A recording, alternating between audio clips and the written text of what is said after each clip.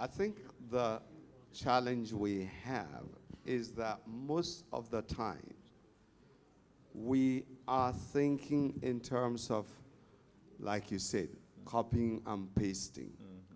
As against what is, if you permit me to call it, the redemptive gift, redemptive contribution.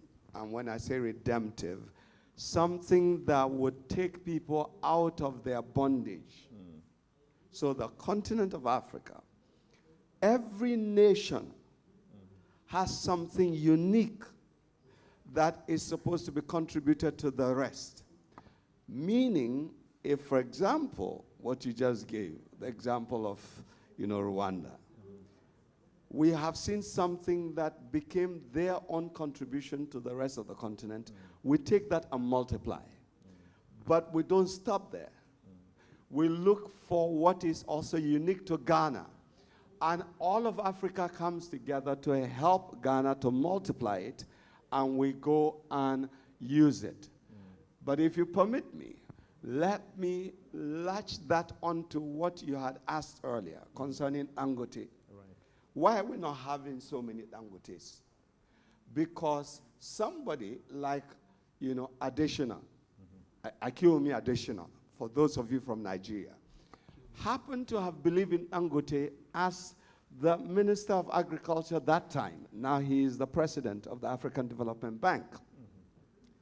And he said, now that you've come to see me in my office, I challenge you to do something in Nigeria that would challenge everything else around the world, and we will support you. And with the support of the president then, Obasanjo, they ended up being able to raise at Dangote. Because without the necessary support, political will, political support, because let me ask the question, how come in Ghana, for example, the export-free zone, you have 10 years tax holiday, true or false?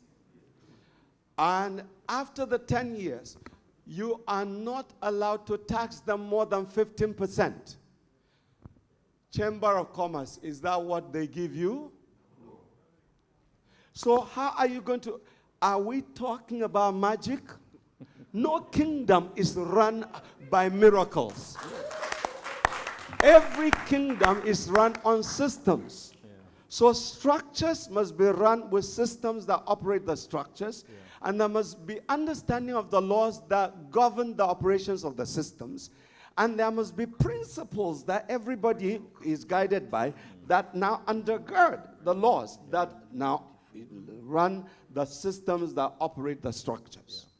Until we get to that clear understanding and have, open face kind of interaction where we say, like the young man was talking about, governments, okay, just like I said concerning the 18 billion, if you're going to do anything, let's do it for the benefit of everybody. That will be more than enough anyway.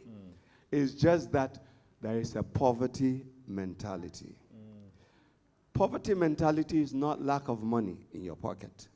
And I want to end with that.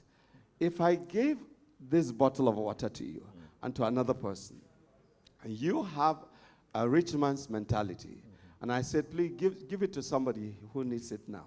You will give it because you know you will always get another. But if you have a poverty mentality, you say, I don't know where the next one is going to come from. I'm going to hold it.